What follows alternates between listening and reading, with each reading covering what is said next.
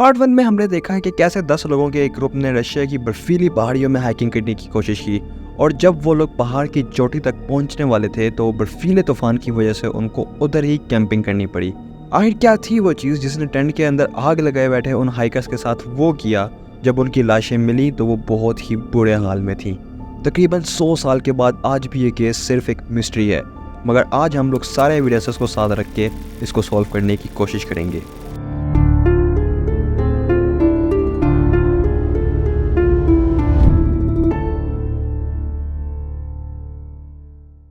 अब ज़रा हम इस केस को खुद लॉजिकली सॉल्व करने की कोशिश करते हैं। जहाँ तक बात है उस लड़की की ज़ुबान की, तो डॉक्टर्स को ऐसा लग रहा था कि उस ज़ुबान को जंगली जानवर खा गए हों। कुछ लोगों का तो ये भी कहना था कि उसकी ज़ुबान उस वक्त खींची गई जब वो लड़की ज़िंदा थी, और कुछ लोगों ने ये भी कहा कि उन लोगों को बाद में उसकी ज़ुबान कहीं दूर पड़ी हुई मिली। जब रिपोर्ट्स पढ़ी गई तो रिपोर्ट में सिर्फ इतना लिखा था कि उस लड़की की ज़ुबान के साथ साथ उसका डायफ्राम भी गायब था। अब जिन लोगों को डायफ्राम का नहीं पता उनको मैं बता दूं कि डायफ्राम असल में हमारी पसलियों के नीचे वाले मसल्स होते हैं। जब हम लोग सांस लेते हैं या छोड़ते हैं तो वो डायफ्राम के मसल्स कॉन्ट्रैक्ट या रिलैक्स होते हैं, हमें सांस लेने में आसानी पैदा करते हैं। तो वो डायफ्राम और जुबान उस लड़की की पूरी तरह से गायब थी। अब जहाँ तक बात है रेडियो एक्टिव कपड़ों की, तो उसकी इतनी एक्सप्लेनेशन दी गई कि वो लोग एक top secret Russian nuclear facility में काम करते थे।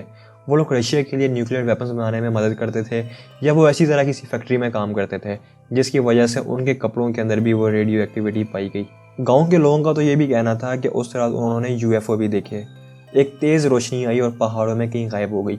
अब ये सिर्फ एक सुनी सुनाई बात नहीं है, इस बात को 3 रशियन सोल्जर्स ने एक्नॉलेज भी किया, और उसके साथ एक और हाइकर सा ग्रुप भी था उस रात जिसने इस यूएफओ को देखा। ये है उस यूएफओ की तस्वीर जो उस रात उन हाइकर्स ने ली। अब देखने में ये कुछ भी हो सकता है, जैसे कोई कैंडल, कोई कैंप फायर या रोशनी, कुछ भी। अब अगर मेरी मानो तो मुझे ऐसा लगता है कि ये कोई रशियन रॉकेट या स्पेस शटल है, क्योंकि ये बात है 1959 की।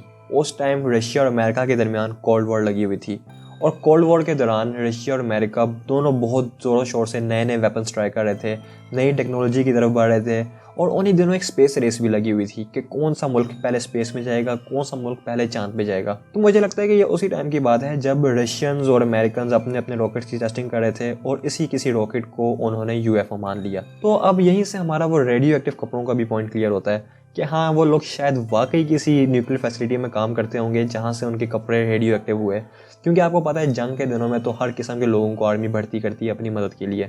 तो अब हम लोग आते हैं कुछ असल सवालों पे। आखिर क्या हुआ होगा उस रात को? क्यों उन लोगों को अपने टेंट को छोड़ के जाना पड़ा? टेंट आखिर अंदर की तरफ से क्यों फटा हुआ था? और क्यों उन लोगों के ऊपर इतनी ठंड में कपड़े नहीं थे? मगर इन सब सवालों के अलावा सबसे बड़ी मिस्ट्री तो यह है कि आखिर इतने ज़्यादा सबूत होने के बावजूद भी ये केस अभी तक अनसॉल्व्ड क्यों है? डॉक्टर्स, रिसर्चर्स और इस केस के रिलेटेड जितनी भी फाइल्स थी उन सबको पढ़ने के बाद जो मुझे समझ में आई, अब मैं वो आप लोगों को समझाऊंगा। सबसे ज़्यादा इंपॉर्टेंट और मिस्टीरियस पार्ट इस कहानी का ये है कि आखिर वो लोग अपने टेंट से बाहर क्यों आए? किस चीज़ ने उनको टेंट से निकलने पर मजबूर कर दिया? अब आप ज़रा इस पिक्चर को चेक करें। ये जो पाइप टेंट से बाहर निकला हुआ है वो टेंट के अंदर मौजूद चूल्हे का एग्जॉस्ट पाइप है। ऐसा हो सकता है कि उस हादसे वाली रात ये एग्जॉस्ट पाइप ब्लॉक हो गया हो, जिसकी वजह से सारा धुआं टेंट के अंदर फैल गया, और फिर उस धुएं को बाहर निकालने के लिए उन्होंने टेंट को फाड़ दिया हो। मगर शायद कुछ देर के बाद आग मज़ीद ज़्यादा फैल गई हो, जिसकी वजह से उनको बाहर भागना पड़ा। ये थ्योरी हमें बैठे बैठाए नहीं बन गई, इसको सपोर्ट करने के लिए प्रॉपर एविडेंसेस है मेरे पास। रिसर्चर्स ने जब टेंट के अंदर मज़ीद छानबीन की तो उनको खाना बिखरा हुआ मिला, और उसके बाद जो लाशें उनको मिली उसके ऊपर भी बर्न मार्क्स थे, यानी कि उनकी स्किन जली हुई थी। हाँ, वैसा भी हो सकता है कि वो जो जलने के निशानात थे, क्या पता वो उस कैंप फायर से हों जो कि बाहर दरख्त के पास उन्होंने लगाई हुई थी, मगर ऐसा नहीं हो सकता क्योंकि रिसर्चर्स के मुंह पे खून लगा हुआ था, और जब उनके डीएनए टेस्ट किए गए उस धुएं के पार्टिकल्स उनको उनके लंग्स में और उस खून में भी मिले। अब एटलीस्ट हम इतना कह सकते हैं कि उस टेंट के अंदर बहुत ही भयानक आग लगी होगी जिसने उनको टेंट फाड़ कर भागने पर मजबूर कर दिया, क्योंकि जो जैकेट्स उनको मिली वो भी जली हुई थी, आप इस पिक्चर में देख ही सकते हैं। आखिरकार हमें इस सवाल का जवाब मिल ही गया कि वो लोग टेंट छोड़ के बाहर क्यों आए। मगर अब एक और बड़ा सवाल यह है कि उनकी लाशों के ऊपर कोई कपड़े क्यों नहीं थे, और वो लाशें एक दूसरे से इतनी दूर दूर क्यों थीं? वो लोग एक शदीद बर्फानी तूफान में किसी पहाड़ की चोटी पर टेंट लगा के बैठे हुए हैं, तो जाहिर सी बात है ठंड से बचने के लिए उन्होंने गर्मी का इंतज़ाम किया होगा। टेंट ज़्यादा गर्म होने की वजह से कुछ लोगों ने अपने ऊपर से गर्म कपड़े उतार दिए होंगे। फिर जब आग आउट ऑफ कंट्रोल हुई तो वो लोग उसी हालत में बाहर भागे होंगे टेंट से। तो शायद यही वजह है कि कुछ लोगों की लाशें हमें बगैर गर्म कपड़ों के मिली।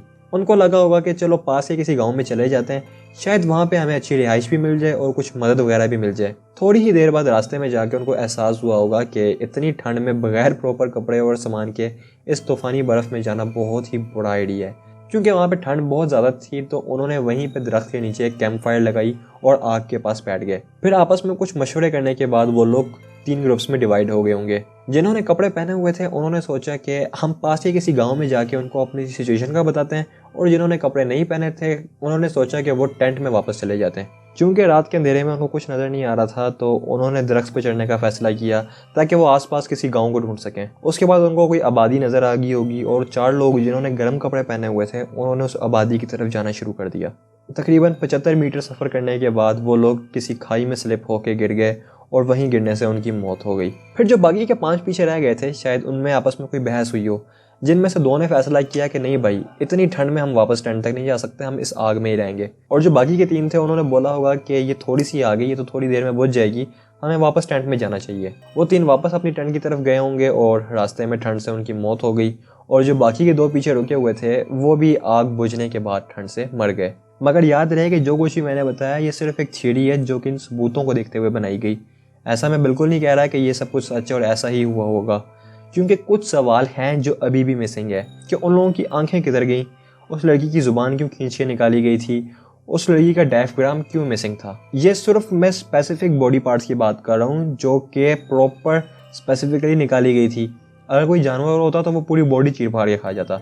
अगर हम आंख की बात करें तो कोई जानवर आंख नहीं निकाल सकता, वो सिर्फ परिंदे निकाल सकते हैं।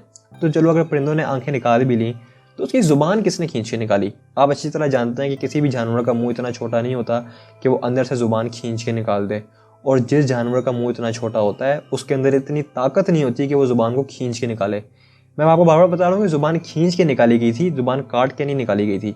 पोस्टमार्टम पढ़ने के बाद डॉक्टर्स ने कहा कि जो चोटें उनको लगी हुई थी, मसलन के जो उनकी पसलियाँ टूटी हुई थी, उनकी सर की हड्डी टूटी हुई थी, एक की गर्दन भी मुड़ी हुई थी, इन सब की वजह से उनकी मौत नहीं हुई, क्योंकि ये डैमेज इतना था कि जो सिर्फ उनको तकलीफ दे सके, उनकी जान ना ले सके, और उनकी मौत सिर्फ और सिर्फ ठंड की वजह से हुई। ऑब्वियसली ये केस इतना सिंपल नहीं है जितना सिंपल मैंने आप लोगों को बताया। मैंने आप लोगों को सिर्फ वो बातें बताई हैं जो कि इन सबूतों की वजह से सामने आई, मगर माजरा कुछ और ही है। शायद इसलिए इतनी एडवांस टेक्नोलॉजी होने के बावजूद और आधी सदी से ज़्यादा का वक्त लगाने के बाद भी आज तक ये केस सिर्फ एक मिस्ट्री ही है। हो सकता है कि जब आप ये वीडियो देख रहे हो उस टाइम इस दुनिया के किसी कोने में एक इंसान के ऊपर शदीद जुल्म हो रहा हो, उसकी आंखों के सामने से उसके ऑर्गन्स निकाले जा रहे हो, उसकी आंखों के सामने से उसकी स्किन उतारी जा रही हो और वो अपनी मदद के लिए चीख रहा हो। इसके ऊपर मैंने एक डिटेल्ड वीडियो बनाई है जो कि आप यहाँ पे क्लिक करके देख सकते हैं।